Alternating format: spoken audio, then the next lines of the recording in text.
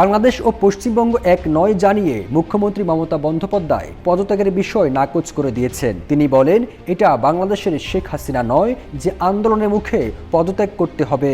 মমতা অভিযোগ করেন, কলকাতায় হাসপাতালে চিকিৎসক ধর্ষণ হত্যার ঘটনায় সুবিধাবাদীরা বাংলাদেশের মতো এখানেও অস্থিরতা সৃষ্টির পায়তারা করছে।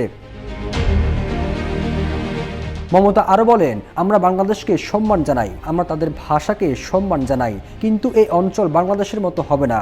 প্রতি রাতে আপনারা পথে নামলে অন্যান্যদের সমস্যা হয়। অনেক বয়স্ক মানুষ আছেন, লাউড স্পিকারের শব্দে তাদের ঘুমাতে সমস্যা হয়। রাত 10টার পর মাইক্রোফোন ব্যবহারে বিধিনিষেধ রয়েছে, কিন্তু এখন পর্যন্ত আমরা এ বিষয়ে কোনো ব্যবস্থা নেইনি। প্রায় 1 মাস অতিবাহিত হয়েছে।